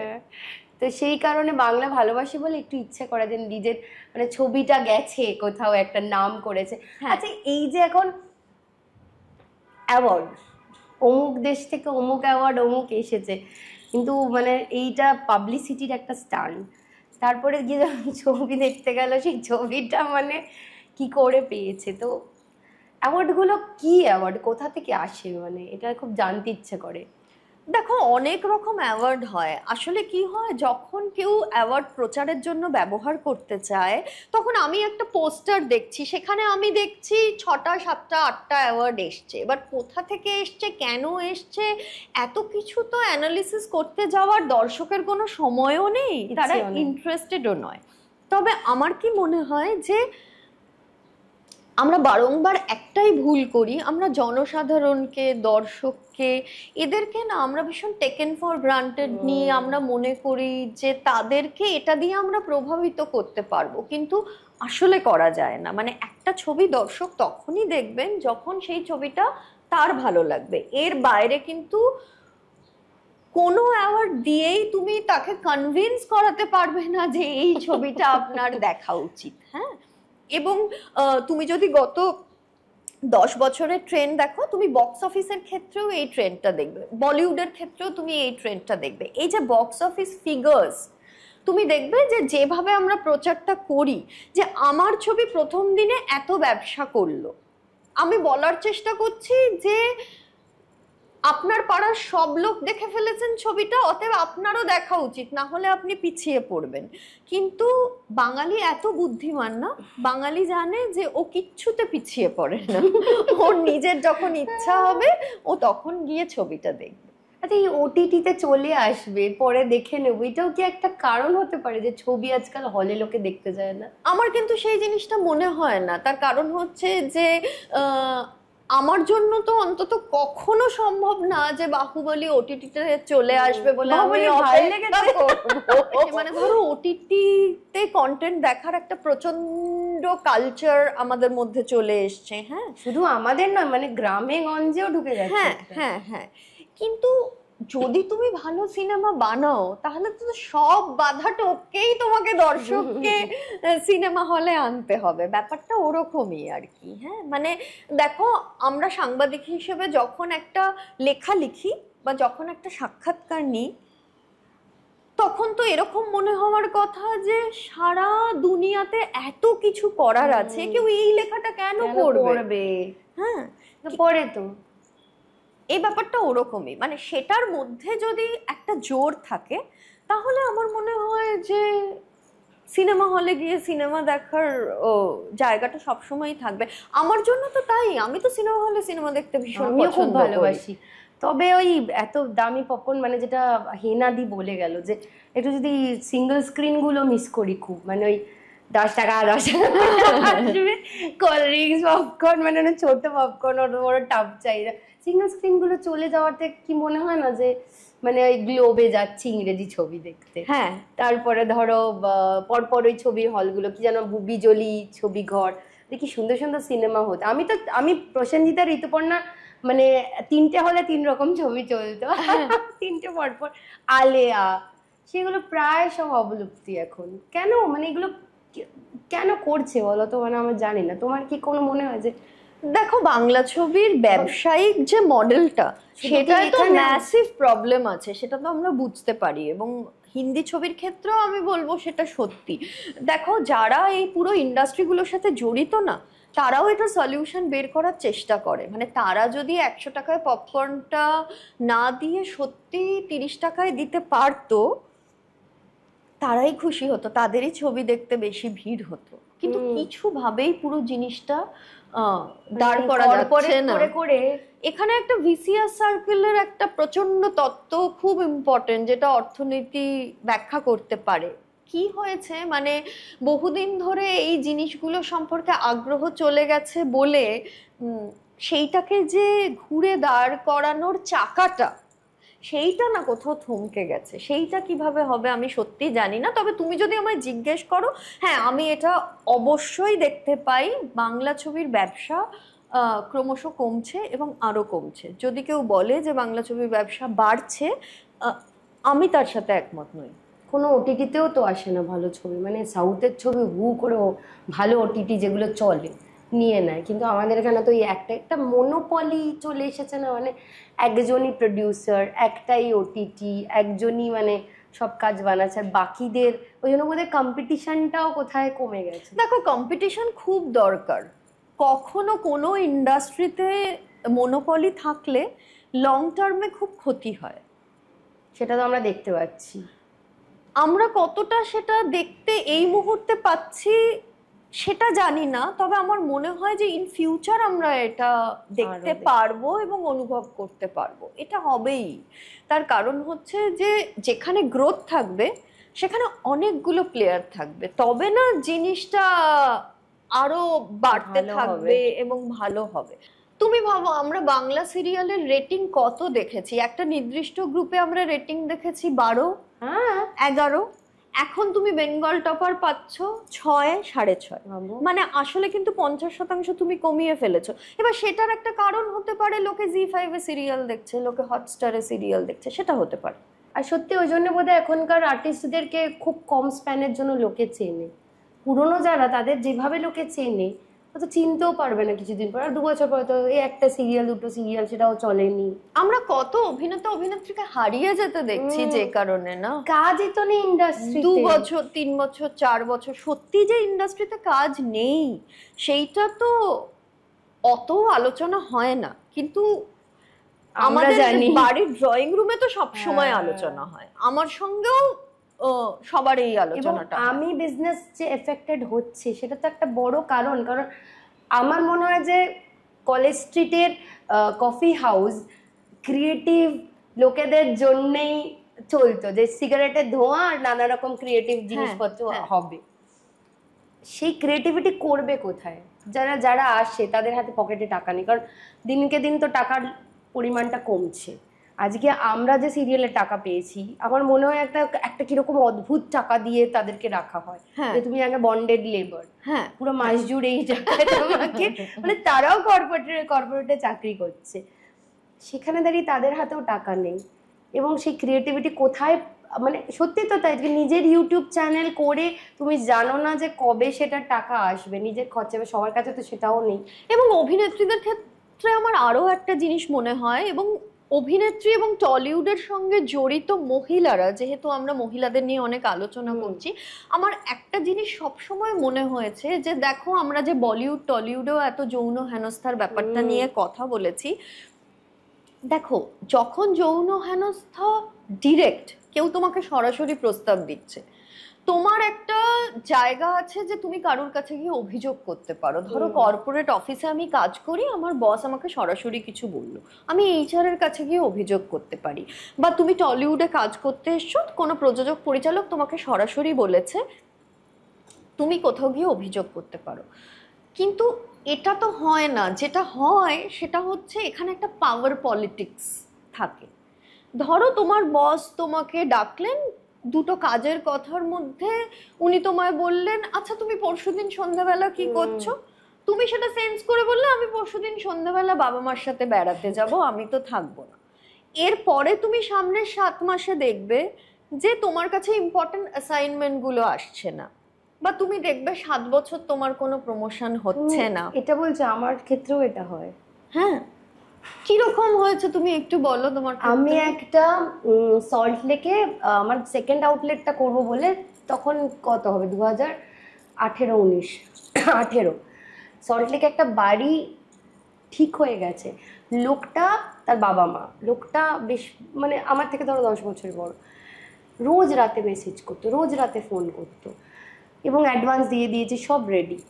এবার একদিন আমি অনেক রাত 2টোয় ফোন করেছি, আমি তখন ফোনটা ধরে বলছি দাদা আপনি না সকালে যাওয়ার আর বলবেন, এখন আমার মেয়ে আছে, আর প্লাস আমি কেন বা আপনার সঙ্গে 2টোর সময় কথা বলবো। পরের দিন আমাকে ফোন করে বললো যে আমার বাবা চায় না তোমাকে বাড়িটা দিতে। এক্স্যাক্টলি, আমি ঠিক এই জিনিসটা বলছি। মানে আমার ভীষণ রাগ হয় মাঝে মাঝে। তো এই জিনিসটা কিন্তু মহিলাদের সাথে কন্টিনিউয়াসলি হয়। সেখানে তুমি টলিউডের মতো একটা ইন্ডাস্ট্রি ভাবো, হ্যাঁ, যে কেউ তোমাকে সরাসরি একটা যৌন হেনস্থার মুখে ঠেলে দিচ্ছে এরকম না, কিন্তু এই যে তুমি বলছো না যে এত অভিনেতা অভিনেত্রী হারিয়ে যাচ্ছে, এটার একটা কারণ হচ্ছে যে তুমি তার সাথে কাজ করতে চাইলেই বা কাজ পেতে চাইলেই সে একটা অন্য কিছু চাইছে। একজন অভিনেত্রীকে 3 জন ডিরেক্টর হয়তো বলছেন যে তুমি ওদিন সন্ধ্যেবেলা কি করছো, হ্যাঁ, এবার সে ধরো 3 জনের কাউকেই মিট করলো না, সে চায় না, সে নিজের বাড়িতে থাকতে চায়, কেন আমি মিট করবো, আমার ইচ্ছে করছে না। কিন্তু তারপরে সে শুধুমাত্র তার অভিনয় গুণে ওই কাজটা পাবে, সে আমাদের সময় এটার শতাংশ খুব কম আমাদের। ফলে দেখো যারা এইটার সঙ্গে মানিয়ে নিয়ে এটার ঊর্ধ্বে উঠে কাজ করতে পারে তাদের টিকে যাওয়ার সম্ভাবনা অনেক বেশি, কিন্তু সবার পক্ষে এইটা মানিয়ে নেওয়া সম্ভব না। অনেকে সেই জন্য চায়ও না, অনেকে সেই জন্য 1 বছর 2 বছর কাজ করার পরে চলেও যেতে চায়। আমিও তো তাই করেছি, কারণ ছবিতে কি আমি অফার পাইনি।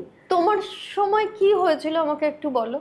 আমি তো ছেড়েছি মা হওয়ার জন্য, আমি কেন মা হতে যাব? এই বয়সে বললে তোমার আর কোনো উপায় নেই, তুমি কি করে খাবে, মানে এটা এখন সব থেকে বড় ক্রাইসিস, যে ব্রেড এন্ড বাটারের জন্য কাজ কর। তখন আমি বলেছিলাম যে আমার হাত আছে পা আছে ভাই, আমি আমার মতো করে। আমার সিনেমাও তো তাই হয়েছে, যে দেবের ফার্স্ট ছবিটাতে যে মোনালিসা ক্যারেক্টারটা করেছে, ওইটাতে আমাকে প্রথম বলা হয়েছিল। এবার আমি অগ্নিমিত্রার বাড়িতে গিয়ে আমাকে একটা বিকিনি দিয়েছে, আমি একদম আমাকে বলছে সুইমিং স্যুট পরতে হবে। এবার বিকিনিতে আমি আর যদি আমাকে বিকিনি পরতে হয় তাহলে আমাকে আগে থেকে 5-6 দিন পর শুট, আমাকে আগে থেকে বলতে হবে, তাহলে একটু ডায়েট করবো, নিজের চেহারা নিয়ে এক্সারসাইজ করবো। আমার ওরকম ছিলামও না তখন, বলে তার সাথে। কারণ যখন তুমি বিকিনিটা পরবে এবং যখন একবার ওটা বড় পর্দায় দেখা যাবে, তখন তো সবাই বলবে যে আচ্ছা ও একটা বিকিনি পরেছিল, ও তার জন্য প্রস্তুতি নেয়নি। তখন তো এটাকেও দেখবে না যে তোমায় 5 দিন আগে জানানো হয়েছিল। আর ডিসকমফর্টটা তো বোঝাতে, মানে আমি তো সেই সময় স্মার্ট, তো আমি ওরকম ভাবে তৈরি নই, মানসিকতা তৈরি নয়। তারপরে আরেকটা ওই কেওড়া গানটা মনে আছে, বুম্বাদের নামটা ভুলে যাই, ওটাতে একটা বোন ছিল, ওই 2টো ক্যারেক্টার একসাথে পেয়েছিলাম। তখন আমি বলেছিলাম এটা করব না, তখন আমাকে 3 জনই বসেছিলেন, হরনাথ চক্রবর্তী আর প্রডিউসাররা, বলেছিল তুমি আর ইন্ডাস্ট্রিতে কাজ করতে পারবে না। আমি তখন বলেছিলাম যে ওই জন্য আমাকে কোনোদিন তারা নেয়নি, ওদের প্রোডাকশন আমি আজ অব্দি কাজ করি। তো আমি বলেছিলাম দাদা আমার হাত আছে পা আছে, আমি শিক্ষিত, অ্যাক্টিং না করে আমি অন্য কিছু করে খেতে পারবো। এবং আমি যখন ছবির অফার পেতাম 5ম শর্ত আমি নাম দিয়েছিলাম, সেগুলোতে আসতো, সেটা হচ্ছে সঙ্গে রাতে একসাথে থাকতে হবে। সিরিয়াসলি, হ্যাঁ, এইটা কিন্তু এখনো আছে। তোমাদের হয় না এটা? তোমাদের ক্ষেত্রেও হয়? আমার মনে হয় যে সাংবাদিকদের এটা অনেক কম ফেস করতে হয়। তার কারণ হচ্ছে সাংবাদিকদের সম্পর্কে না ওই যে একটা পারসেপশন আছে যে এ তো মিডিয়ারই অংশ, হ্যাঁ, মানে একটা মিডিয়ার অংশ এবং বাকি যে মিডিয়া সবাই চেনা, এ অনেক বেশি সমস্যা তৈরি করতে পারে। সেই জন্য মানে আমার যে এরকম অভিজ্ঞতা টলিউডের মধ্যে হয়েছে সেটা কিন্তু কখনো নয়, আমি উল্টোটা বলবো। মানে আমি বলবো যে টলিউডের সবাই কিন্তু আমাকে যখনই কোনো বাইরে গেছি, অ্যাসাইনমেন্টে গেছি, সেটা আমি নায়কদের ক্ষেত্রেও বলবো, নায়িকাদের ক্ষেত্রেও বলবো, পরিচালকদের ক্ষেত্রেও বলবো, সবাই কিন্তু আমাকে খুব প্রোটেক্ট করেছে। মানে আমি এতটাই ভালো ব্যবহার সবার থেকে পেয়েছি, মানে আমার মনে হয়েছে যে আমার বাড়ির কোনো আত্মীয় থাকলেও এরকমই করতো। হ্যাঁ, মানে আমার মনে আছে যে যখন নুসরাত জাহান ভোটে দাঁড়িয়েছে বা মিমি চক্রবর্তী ভোটে দাঁড়িয়েছে, আমি ধরো কভার করতে গেছি, এই যে তুমি রাস্তাটায় যাচ্ছ, বাথরুম নেই তো কোথাও, হ্যাঁ, তো কোথাও তো তোমায় একটা যেতে হবে। মানে এরকমও হয়েছে যে একজন অপরিচিত কারুর বাড়িতে আমি বাথরুমে গেছি বলে নুসরাত কিন্তু দরজার বাইরে দাঁড়িয়ে থেকেছে। দেখো, এদের সম্পর্কে এই ইমপ্রেশনগুলো সাধারণত কিন্তু আমাদের থাকে না, কিন্তু আমি কিন্তু এটা পেয়েছি ওদের থেকে। এই যে পাওয়ার পলিটিক্স তুমি যেটা বলছো, সেটা আমার সাথে না হলেও প্রত্যেকদিন আমার কাছে এরকম একটা ফোন আসে যখন আমি এরকম একটা গল্প শুনতে পাই। আচ্ছা, এই যে একটা লড়াই চলছে টেকনিশিয়ান বনাম ডিরেক্টর, তো মানে আমি আবার পজিটিভ নোটেই যেতে চাই যে খারাপটা আগে বলি, যে খারাপটা কাদের হচ্ছে? বেসিক্যালি তো টেকনিশিয়ানসদেরই হচ্ছে, কাজ কমে যাচ্ছে। আমার মনে হয় সামগ্রিকভাবে পুরো ইন্ডাস্ট্রির হচ্ছে। এটা নিয়ে তুমি বা আমি সত্যি মন্তব্য করতে পারবো না, তার কারণ হচ্ছে পরিচালকদের যে সমস্যা সেটার একদম ছোট ছোট জায়গাগুলো ওরাই জানে, এবং ফেডারেশনের যে স্ট্যান্ড পয়েন্ট সেইটারও ছোট ছোট জায়গাগুলো ওরাই জানে। আমার শুধু এই পুরোটা সম্পর্কে একটাই অবজারভেশন, সেটা হচ্ছে যে ইন্ডাস্ট্রিতে দুর্গাপুজোর সময় সবাই একসাথে সেলিব্রেট করে, যে কোনো অনুষ্ঠানে একসাথে সেলিব্রেট করে, একটা ছবির প্রিমিয়ার হলে সবাই মিলে পার্টি করা হয়, যাওয়া হয়, এবং আমি বলছি এটা কিন্তু লোক দেখানো নয়, সবার সাথে সবার কিন্তু আন্তরিকতা আছে, এখানেই কিন্তু বন্ধুত্ব আছে, এবং সেটা কিন্তু খুব মনের ভেতর থেকে আসে।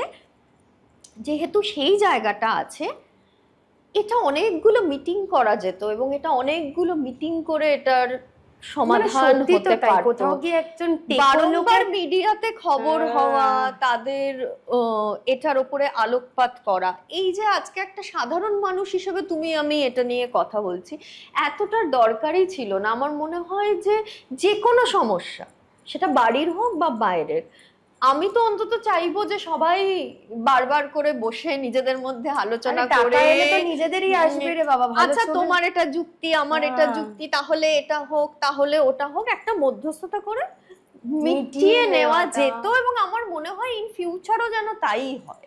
খুব ভালো লাগলো আড্ডা দিয়ে, মানে বেশ। ও, যেটা জিজ্ঞেস করা হয়নি, কোয়েশ্চেন থেকে মনে পড়লো, সাকসেস পার্টি। তুমি তো মোটামুটি সব সাকসেস পার্টিতে যাও। তুমি আমাকে বলো যে এই পডকাস্টটা সাকসেস পার্টি তুমি কবে করতে চাও? এরা আমাদের টিমেরা যে কত হলে আমরা সাকসেস পার্টি। তোমাকে যদি বলা হয় যে আজকে ছবিটা কি আদৌ চলে যে সাকসেস পার্টি হয়, তুমি আমাকে বলো যে এই যে পডকাস্টটা তুমি করছো, এটা তোমার একটা সদ্য জন্ম নেওয়া বেবি বলতে পারি, একদম ছোট্ট। তোমাকে যদি বলা হয় যে সামনের রবিবার একটা সাকসেস পার্টি করতে, তুমি করবে না?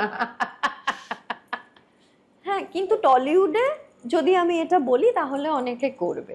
আই থিঙ্ক এটাই তোমার প্রশ্নের উত্তর। কিন্তু বিষয়টা এটা যে আফটার অল দেখো, কাউকে আমরা পার্টি করার থেকে তো থামাতে পারি না, তার কাছে পয়সা আছে। চলো একদম সাকসেস পার্টি আমরা করব, আমরা রোজই করি অ্যাকচুয়ালি। হ্যাঁ, মানে ওরা এবার মানে আমরা আড্ডাটা এই নোটেই শেষ করতে চাই যে এই যে পডকাস্টটা এখন হচ্ছে, এটার একটা সাকসেস পার্টি একদিন হবে, এবং কবে হবে? যখন সাকসেসটা সাকসেসের মতো হবে। এক্স্যাক্টলি। আর আমরা একটুখানি ঝটপট আগুনে ঝাঁপ দেবো, rapid fire round. Rapid fire round আর খাওয়া, এই দুটো একসাথে সম্ভব না। র্যাপিড ফায়ারটা করে নিয়ে খাচ্ছি। জার্নালিস্ট না হলে কখনো ভেবেছো কিছু হবে? মানুষ হব না, প্রফেশন ধরো, আর কোনোদিন কোনো মাথায় এসেছিল যে জার্নালিস্ট হওয়ার? যদি না হতে পারতে? পড়াতাম। পড়াতে? হ্যাঁ, অধ্যাপিকা হতে চাইনি সেটা নয়, কিন্তু প্রচন্ড একটা নিয়মের মধ্যে ফেললে সমস্যা ছিল। শাড়ি পরে যেতে হবে, স্লিভলেস ব্লাউজ পরা যাবে না, এরম অধ্যাপিকা আমি হতে পারবো না। তার জন্য সাংবাদিকতা ঠিক আছে। কোনো হিরোর সাথে ডেট করতে চাও? প্রসেনজিৎ চ্যাটার্জি। হ্যাঁ। আচ্ছা, তিরামিসু চিজ কেক না ফিশ অ্যান্ড চিপস আবার বৈঠকে? চিজ কেক সব সময়, সব সময় আমার বৈঠকে চিজ কেক। শর্ট ড্রেস না শাড়ি, কোনটাতে কমফোর্টেবল? দুটোতেই খুব কমফোর্টেবল। এইটা বাছাটা খুব মুশকিল, আমি দুটোই পরতে ভালোবাসি। তাই? শাড়ি পরতে ভালো লাগে? আমার শাড়ি পরতে ভালো লাগে। আমি একটা শাড়ি সংক্রান্ত তোমাকে গল্প বলছি। আমি না শাড়ি অনেক পরে পরতে শুরু করেছি। হ্যাঁ, তো শাড়ি নিয়েও আমাদের সোসাইটির মধ্যে ওই ব্যাপারটা আছে যে কোনো মেয়ে যদি একদম শাড়ি পরতে না চায়, ছোটবেলা থেকে ধরো শাড়ি পরতে চাইছে না, তাহলে দেখবে বাড়ির চারপাশের লোকরা বলে তুমি শাড়ি কেন পরছো না, শাড়ি কেন পরছো না, এরকম একটা ব্যাপার আছে। হ্যাঁ, তো আমি যেহেতু বেথুনে পড়তাম, আমার স্কুলে কোনোদিন শাড়ি পরতে হয়নি, তো আমি শাড়ি পরা তবে শুরু করেছি যবে আমার ইচ্ছা হয়েছে। মেয়েদের স্বাধীনতার চাবিকাঠি এক কথায়। আমি স্বাধীনতা চাই সেটা নিজেকে বলা। স্বাধীন হতে চাই, আমি স্বাধীন হতে চাই সেটা নিজেকে বলা। তার কারণ আমার মনে হয় যে মেয়েদের মধ্যেই একটা বড় শতাংশ আছে যারা নিজেকে কোনোদিন এটা বলে না যে আমি স্বাধীন হতে চাই। আগে তোমাকে নিজেকে বলতে হবে যে আমি স্বাধীন হতে চাই, এবং সেইটা তারপরে করতে হবে, সেইটা তো অর্জন করতে হবে, সেটার জন্য অনেক কষ্ট করতে হবে, পরিশ্রম করতে হবে। সেই পথটা দিয়ে যদি তুমি নাই হাঁটতে চাও, যদি তুমি নিজেকে নাই বলো, তাহলে তুমি কোনোদিন স্বাধীন হতে পারবে না।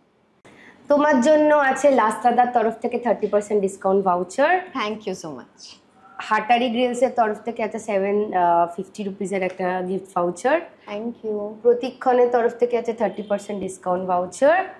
ডেজের তরফ থেকে আছে 30% ডিসকাউন্ট ভাউচার। আমার তো মনে হয় না গত 1 বছরে এত গিফট কেউ আমায় দিয়েছে।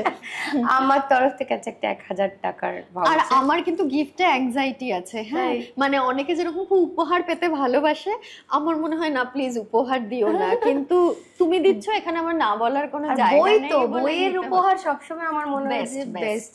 আচ্ছা, এটা হচ্ছে জুটিফুলি, এরা নতুন এসেছে, করছে কাজ, তো এরা তোমাকে একটা উপহার দিচ্ছে। Thank you. আর আছে প্রত্যুষা নেই, এ গিফট নয়,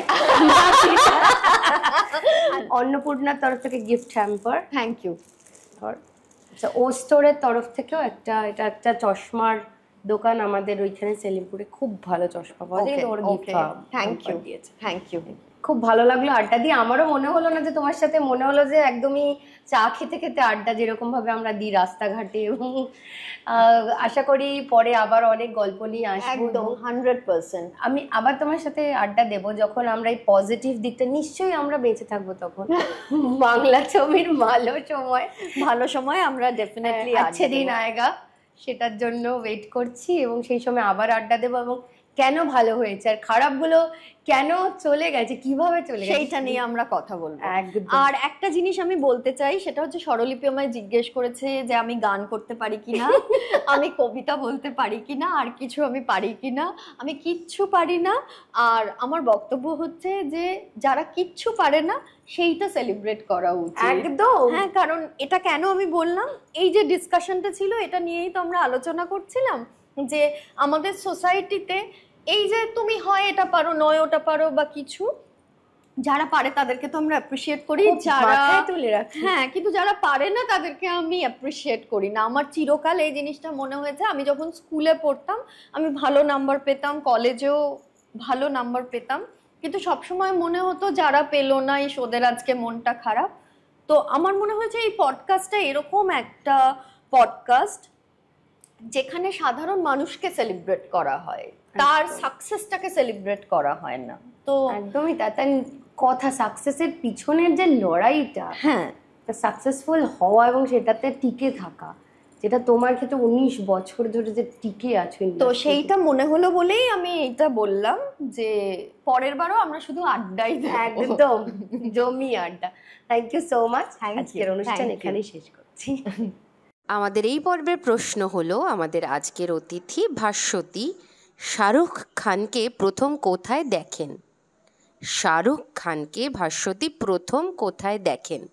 ঝটপট উত্তরটি পাঠিয়ে দিন নিচে দেওয়া মেল আইডিতে, এবং আপনাদের যদি অনুষ্ঠানটি ভালো লেগে থাকে তাহলে প্লিজ শেয়ার করুন এবং সাবস্ক্রাইব করুন। আর হ্যাঁ, দেখবেন একটা হাই পয়েন্ট আছে, ওটা প্লিজ প্রেস করে দিন। Thank you.